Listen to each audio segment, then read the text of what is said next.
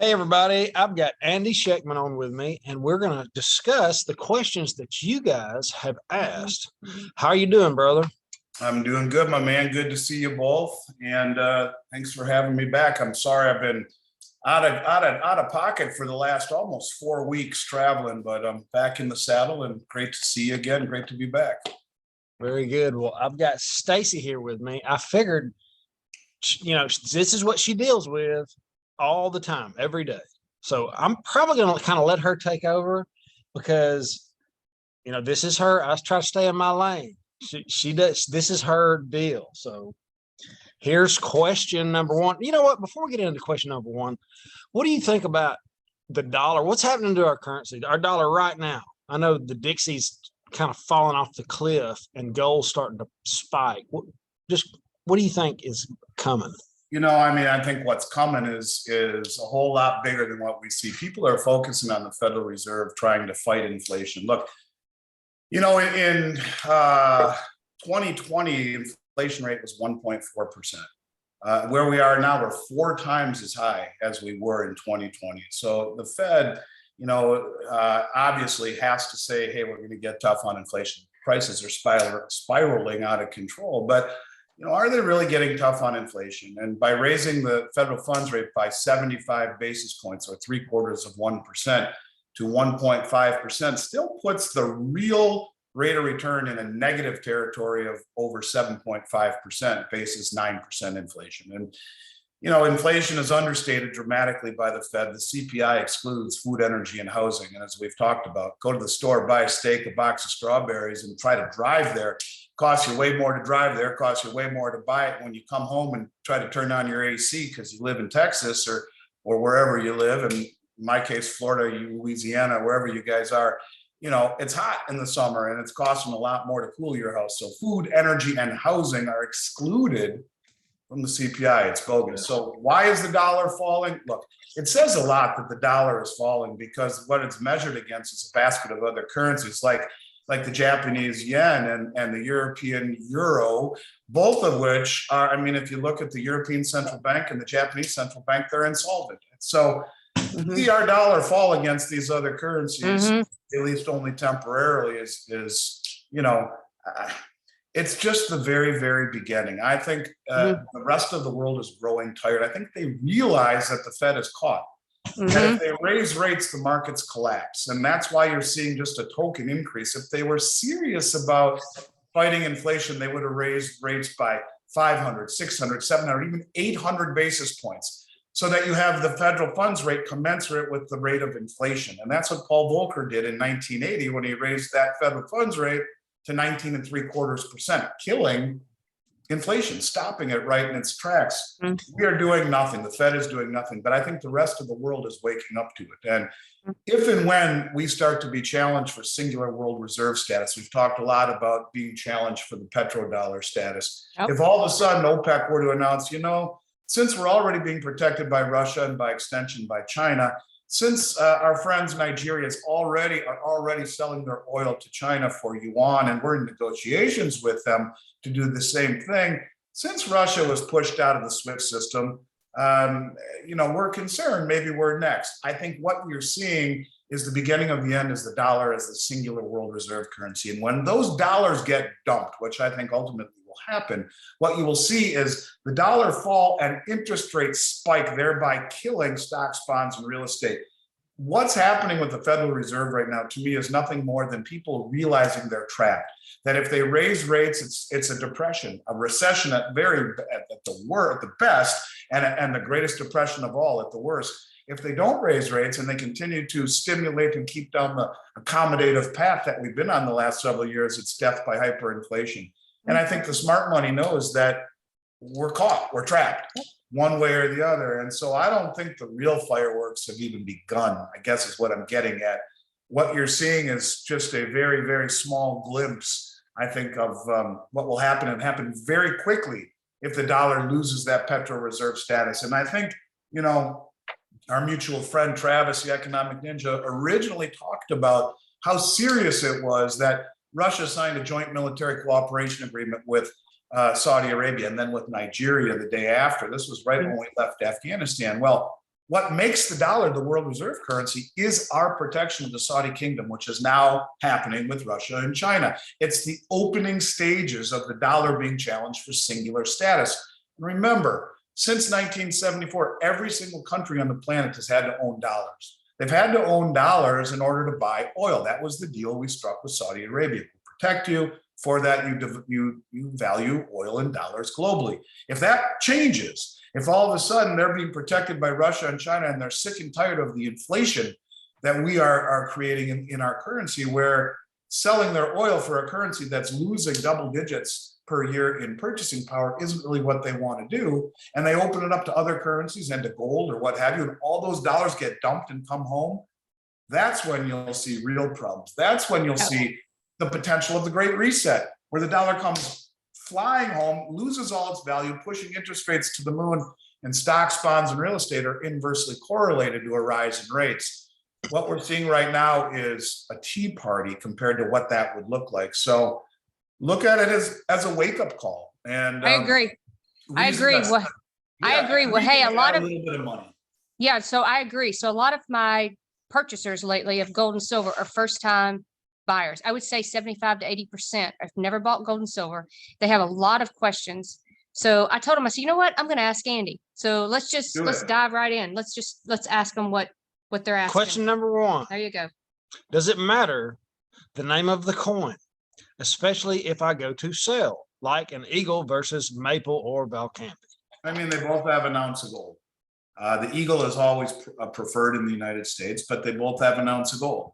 So you may get a little bit of a higher premium on the eagle than you will on the other. But it's like, you know, if you go to a party and it's a barbecue and there's a bucket of Coca-Cola and a bucket of a generic soda, and you really want a soda with your hamburger, and you get up there and the Coke is gone, you'll drink the generic soda. It drinks just the same. It may not have the look that Coca-Cola does on the can, but in the end, it works. Same thing is true here. A 1 ounce bar of gold may not be as desirable slightly as an American Eagle to some people, but in the end, it's the same exact ounce of gold in a different shape.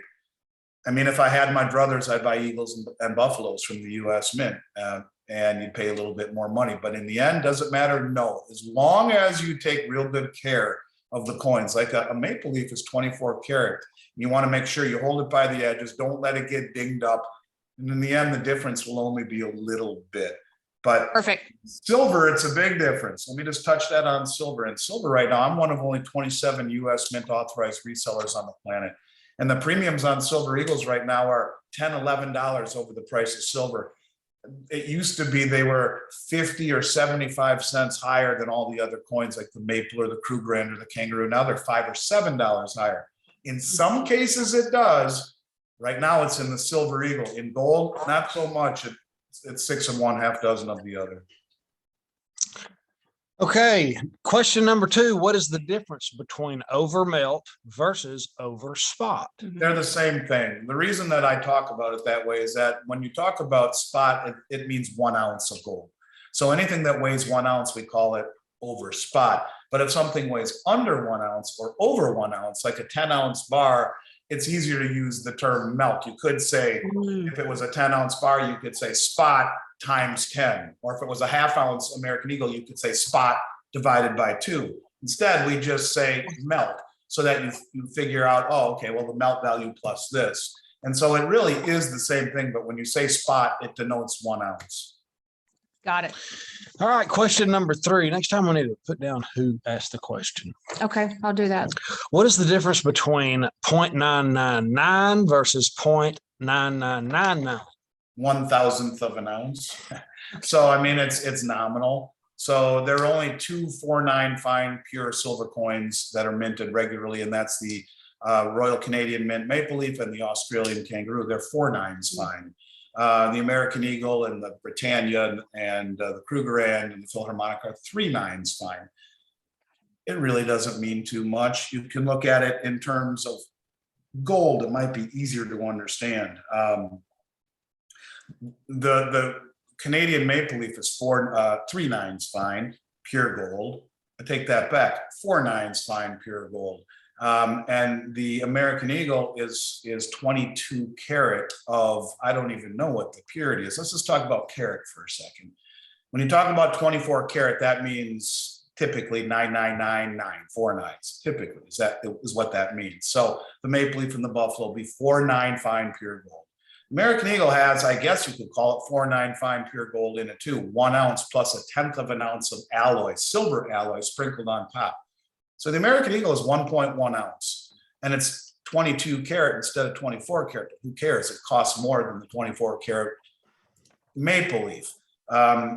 The Canadian mint actually is the only mint on the planet that has the ability to make 5/9 fine gold coins. And they have their Call of the Wild series is 5/9s. And in the end, you know, what does it mean? It means not a whole lot at all. So it's, I don't know, maybe it's the difference between, you know, on the gas pump, you know, if you use regular versus premium, in the end, your car still drives. I don't think it matters that much at all. That extra 1/1000th of an ounce purity, really, it's nice. It's a novelty. Doesn't mean too much. As long as you're 999 or better, you're good to go. Good to know. All right. What is better for a small investor, rounds or bars? They're talking about 1 ounces. Doesn't matter. I mean, I don't think the size of the investor matters. It's if you're looking for the biggest bang for the buck, it's usually going to be found in a larger bar, like a kilo bar, a 10-ounce bar, a 100-ounce bar. The rounds will have a little bit of a higher premium. But no matter who you are, whether you're playing poker with your buddies, driving on a crowded highway, or just living, you can never have too many options, too many outs, too many exits. And that's what you get when you buy rounds, as they're 1 ounce. The bars are going to be 10 ounce, 32.15 ounces on a kilo, 100 ounce. So what you get in savings, you lose in flexibility. So, you know, the rounds are good because they're less money than the legal tender coins. So, you know, the legal tender coins are going to be the most expensive 1 ounce form. The rounds are going to be the least expensive 1 ounce form. And to save money from there, you go up into the bars. And I think you have to ask yourself, is the savings that you're getting in buying a bar commensurate with the loss of flexibility? Are you okay having a kilo bar where you're 32.15 times less flexible than a 1 ounce coin? So you could do 32 transactions with 32 1 ounce coins, or 1 transaction with the kilo bar. Is that something you're okay with? And is the savings commensurate with that loss of flexibility? If the answer is yes, then it always behooves you to buy bars because it's going to be a greater savings. But if flexibility, utility, functionality is what you really want, then the rounds will be the least expensive, most cost-effective way to do that. I absolutely love that. I've not known how to explain that. I'm going to remember that. So you're going to lose flexibility to save money. Love that. And that there's a balance there. You know, it's on its x-axis. You reach a point where, well, you know what, 1,000 ounce bar, yeah, I'm gonna save a little bit of money, but it's a giant piece of silver. What am I gonna do with like it? that. So you reach that point where there's no utility. Find the middle point where, you know, that for me, it's a 10 ounce or a kilo bar. 32.15 ounces, about the size of an iPhone, gives you great utility, great flexibility, and great savings. But you should always have some small pieces just in case, because who knows what happens? Who knows how high silver goes, and who knows, maybe we will be trading for it for a period of time. Who knows? And if so, having smaller pieces is always going to behoove you. And that brings me to my next question. It's a perfect segue. Where in history does gold and silver become a barter item? You I'd know, say right now. every single paper currency that has ever been has failed. All paper currencies inherently die. They go to their intrinsic value, which is zero. Growing up in this country, it's hard to believe that something like that could ever happen. If you saw a currency crisis, what I was saying earlier, I really do believe that we are being challenged right now. And I wonder if by kicking Russia out of SWIFT, it was done purposely for the whole rest of the world saying, are we next? Finding other systems, finding other back doors, trading with other people, trading outside the dollar. If the dollar really got crushed, yeah, maybe. I mean, who wants your dollars in that scenario? Would you rather have dollars, or would you rather have gold and silver? Could it happen? Absolutely. Will it happen? Don't know. But go back to Cyprus, just a few years ago when their currency collapsed and their banks were frozen. You couldn't get any money. If you had silver, you were great. Look at all of the places, Argentina, or all of these countries where their currencies have completely and totally collapsed. Venezuela, if you have gold and silver, you can survive. If you have the currency that becomes worthless, what are you going to do?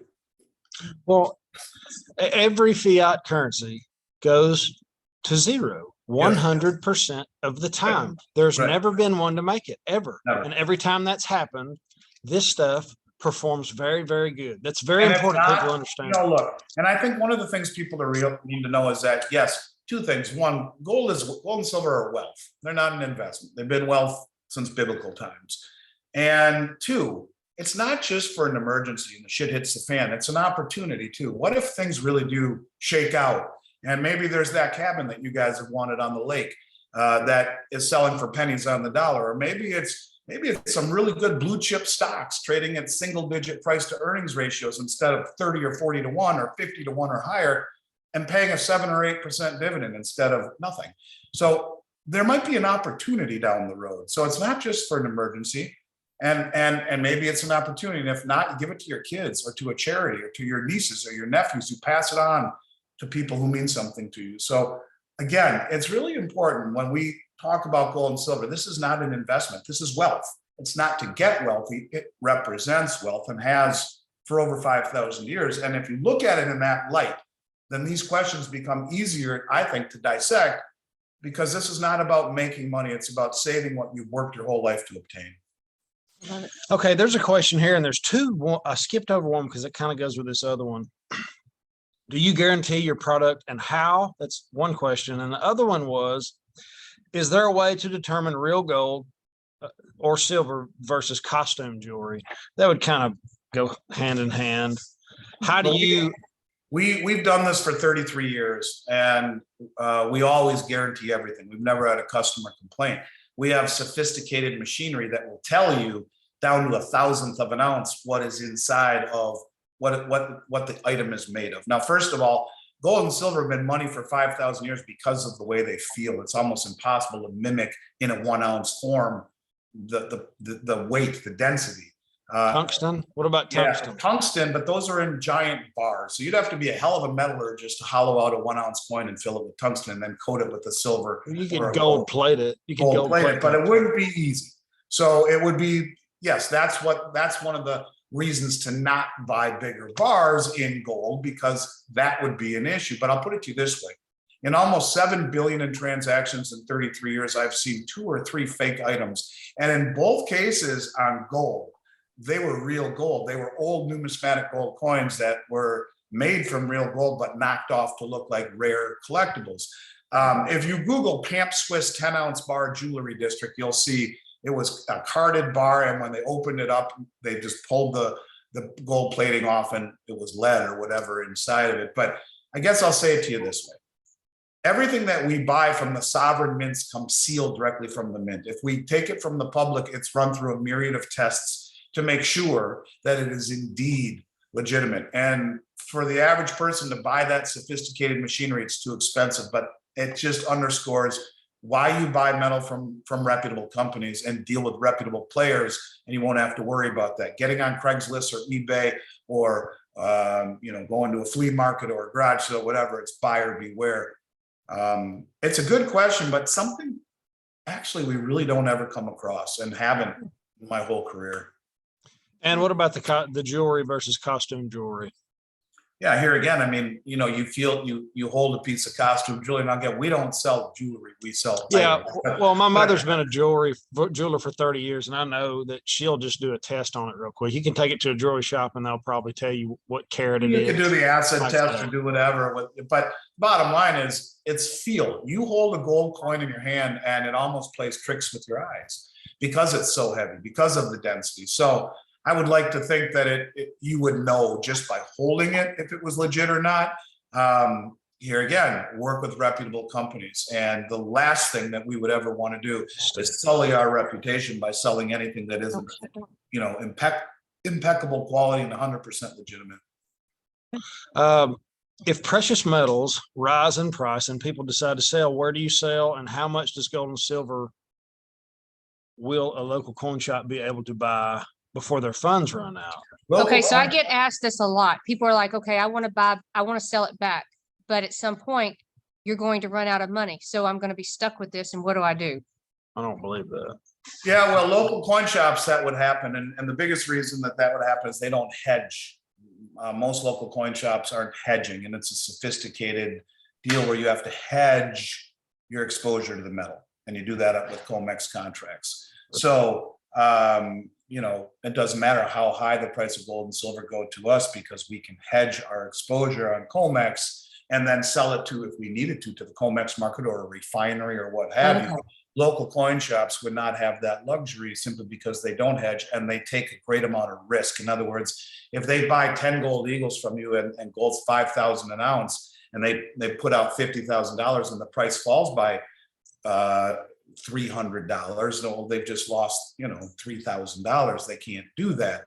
We hedge it so that we're protected on the movements of the price of gold. So if it gets to that level where prices are really going high, the truth of it is you probably have a much more limited group of players that will buy it. Have to be companies like mine that will be able to write out a large check and without the risk of holding that in inventory because it's hedged. So a lot of these coin companies, when someone, like one of your clients walks in and says, hey, I want to sell this, they'll be like, hang on, sure, let me lock that in, but 1 second. They'll run into the back room and call me. Hey, I got a guy here who wants to sell 100 grand worth of gold. Can I sell it to you? Boom, done. All right, then I'll go back out to the counter and say, here's your price. So because they can't hedge it and it's risky. And if you hold metal in a volatile market and it goes against you, they'll put you out of business in one trade. Got One it. of the wisest men I've ever met. I'm going to see him this weekend. He's my grandfather. Lived through the Depression. He's got a ton of life experiences, owned several businesses. He's a really sharp guy. He told me a long time ago, there's always a buyer for precious metals. He's always noticed there's always a buyer. So that really hasn't ever happened that I know of. And it's real money. That's why there'll always be a buyer. It's real money. Next, how will the precious metals be affected if the BRICS countries move to a commodity-backed global currency? It'll go to the moon. They will go to the moon. And that's what I think will happen. China has already done about 10 billion in transactions since 2021 on the new Chinese digital yuan. Remember, we've talked about before the Belt Road Initiative. This is connecting 75% of human population between Asia and Africa. And so all these countries that are signing on to the Belt Road Initiative, US is not part of it. And so, look, 10 billion in transactions. And who are the BRICS nations? Brazil, Russia, China, India, South Africa. These are the largest accumulators and producers of gold and silver in the world. And they continue to accumulate. They continue to produce it. And gold is what? A tier 1 reserve asset. It was reclassified tier 1 in 2019, right? So I could very easily see them just be fed up with the US and their sanctions and the hubris that the US has. And they could come in and they could say, you know what? We are all pledging, India and South Africa and Russia and China, they have more gold than we do combined by a large margin. If they coalesce, they have stronger military too. And now they say, you know what? We've decided to issue on the back of the success of the new digital yuan, which has already done 10 billion in transactions in the last year. We're all going to pledge X. We're all putting up this much gold. And it's going to be, won't be convertible, but it will be pegged to a BRICS currency with the immutability and the veracity denoted on a distributed ledger. Here's where distributed ledger technology comes into play so that you can see, yeah, it is back. And what currency would you rather own? One by a bunch of nations pegging gold to it so it's stable, or one by a country that's 150 trillion in debt with nothing standing behind it but debt. So that's I think going to happen. And when that happens, that's that great reset moment. All those dollars that had to have been held for dollars, or for oil rather, get dumped. Interest rates spike, everything collapses. What does that mean? That means gold and silver go higher than anyone thinks possible. So it won't be good for everyone else here, and you'll be getting wealthy, and it won't be fun to be wealthy. It's not like you're going out for a steak dinner wearing a Rolex watch and your new F-150. You're going to be hunkering down with the AR-15 and bringing your friends into your compound, and everyone having a job because the dollar's gotten creamed and people are suffering and starving, and God forbid, but you know, it could happen. And I think people need to understand that if we see that type of a movement, that would be a catalyst to catastrophe here in the United States. Well, this next question is, I'm going to read it. How does paper gold, silver affect physical gold, silver prices? That's a big one, man. I mean, unfortunately, right now, it's the tail wagging the dog. It should be that the commodity control it dictates the price of the futures contract, not the futures contract dictating the price of the commodity. And it's because, you know, look at it the way, in the spirit of the way the exchange was founded. Think of a farmer who plants his field in April, and he's growing a field of wheat. Now, he has a lot of risk. There's the growing season. There could rain all the time, may not grow too good. And there's the risk of being able to get what he needs for that harvest, for that crop. So what he could do is he could sell that wheat production to the baker. And the baker is happy because he's locked in wheat at the end of the year. The farmer's happy because he or she's locked in the crop. And so everyone wins in that deal. The farmer gets a price that he considers fair. The baker gets the wheat at the end of the year to make his bread. Everyone wins. That's what offsetting risk is. That's what the COMEX was designed for, not speculation where a handful of commercial banks can create a perception of reality and distort the prices through unlimited short selling. Where you look at silver, it's the largest concentrated short position of any commodity traded on the COMEX market. For what? And it's one of the most needed commodities in the world. It's all about the hedge funds controlling the price, but that's all a function of the West and the Western system being in play. Now, the Shanghai Gold Exchange is more of a cash and carry market where it's not really a futures market. Things get bleak enough and stuff starts moving in that direction, the COMEX will just be rendered neutered, and you'll see the price setting mechanism move eastward to a place like the Shanghai Gold Exchange. The paper market is everything. It is the price. But you can look at like a Silver Eagle and see it trading at a 13 or 12 or $13. Uh-oh. We're having a hiccup. Signal. Can you hear us? Uh-oh. We lost you. Yeah, we You're lost back. you for a second. That's okay. All right. So the next one. There have been seizures in the past. So is it better to buy from foreign mints to protect that from happening? No, I think so. Many people believe actually holding the U.S. mint product would be preferred in that scenario. There are some people believe that if a seizure happened, they would take foreign gold and silver over U.S. gold and silver. I mean, at this point, I don't think there's a right or wrong answer. If you're really concerned about pre-1933 U.S. gold coins, the semi-numismatic coins, and you can buy them in circulated condition, not too far old eagles. Those are the coins that are considered collectible and would be sheltered, at least at this point, from any future gold confiscation. Okay. Sure. And yeah, it has happened before. I mean, people have confiscated gold. Look at this right here. Look at this right here. That picture, that's the executive order right there. That's Franklin Roosevelt. That's a $10 gold coin, and that's a $10 gold certificate. They were interchangeable, but his first act in office in 1933 was to confiscate gold. And so, yeah, it has happened. It can happen. Let's hope it doesn't happen again. But yeah, well, it wasn't really enforced. And if you're trading in guns and butter, it's going to be a different place. Yep, I agree. How many ounces of silver were mined globally in 2021?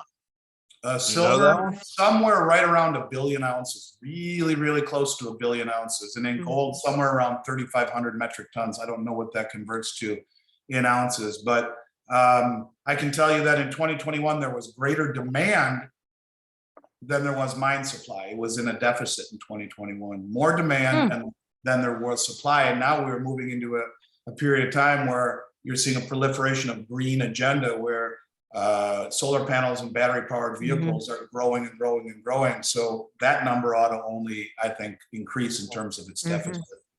Mhm. Absolutely. The EV movement complicated with people buying it, first time buyers every day, running from the Right. dollar to something hard. This is going to blow. It's going to happen. It's just a matter of That you time. speak of, that duality of demand, industrial and investment is something unique to silver, where most commodities have one use. This is both industrial and growing industrial uses, and a renaissance almost in global monetary demand for silver. Is gold going to hit 1,500? Because I don't see it going up until the Fed turnaround. I guess it could. I don't see that happening. And I agree that, the Fed, JP Morgan, the plunge protection team, all these groups that are working hard to keep gold muted, because what is gold? It's real money. It's the canary in the mine shaft. Yeah. It's the crypto. It has gone up. Oh, I man. mean, look, We're having really bad audio here. Do you No. have low signal? Got bad Wi-Fi. I don't know what happened. I don't know what's going on. I apologize. Let me You're see. good. You're back now. You're back now. You're good. Okay. Yeah, I mean, Anyway. look, in 2002, gold was $252. So it's gone up an awful lot. It will continue to go up. It's just not going up the way people expect. But when it does, it'll catch everyone by surprise. Where do you recommend storing large amounts of gold? I'd rather see people take possession of it if they can. If they can't, then a third-party company like Brinks, one that is very transparent. You want to know where the location is, make sure you're able to go retrieve it yourself. But if you can't hold it yourself or bury it in a hole in your backyard, use a storage company that has a really good balance sheet like Brinks, and that's who we choose to use and who we've worked with for 15 years. What makes your gold and silver safe when you vault it from the government? Good question. I mean, Yeah. here I again, know, these what if questions are impossible. Is it safe? Right. Sure, it's safe. But if a government all of a sudden passes a decree, how safe is it? That's why it's always best. Just like they say with cryptocurrencies, if you don't hold it, you don't own it. Well, you can make the argument that that's, to a degree, in this crazy world we live in, true with gold and silver too. When you go to sell, what process do you recommend? Question mark, shopping around, question mark, what do you?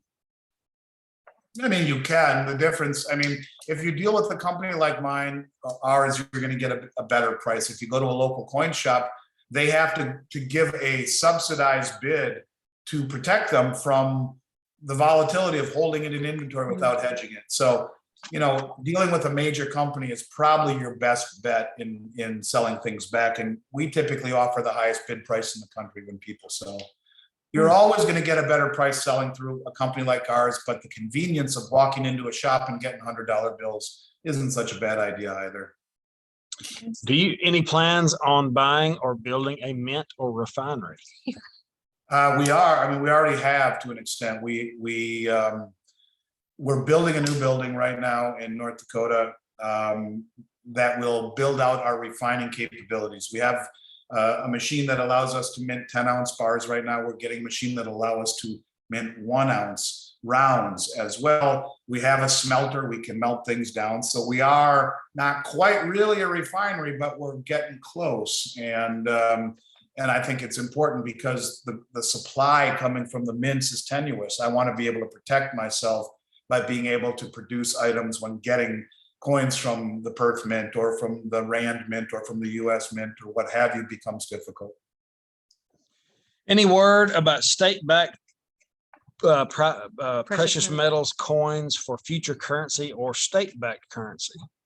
There's Utah and other states appreciate gold. I haven't heard much about it to be honest, but I do think that before it's all said and done, gold will be used to peg a new dollar. It's the only way, if they do have a reset, if they do issue a new central bank digital currency, if they don't peg it to gold, it's just another fiat currency. No one will ever trust it again. So I think gold will have its role as money again.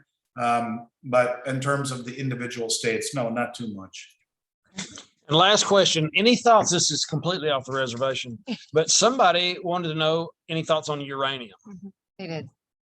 You know, I'm not the guy to ask about that, simply to say that I think when you look at a movement moving towards green energy, it certainly is a cleaner form of energy. And I think that there are a lot of people who will tell you that it's a good play right now with the drive, you know, to go away from fossil fuels.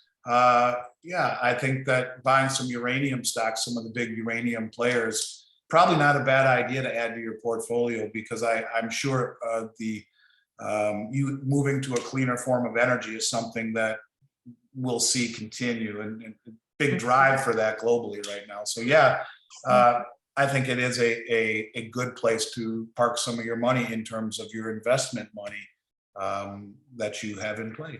Some speculative money. Yeah. Yeah. Thank you, Andy. Thanks for answering all these questions. Thanks for answering the Sorry that questions. the signal came in and out a few times. If you need me to jump back on and answer a few questions that got jumbled up, let me know. It's always great to see you both. And I know I want to do this every week with you, or every other week, whatever works for you. I'm always happy. Just a phone call away. Let me know.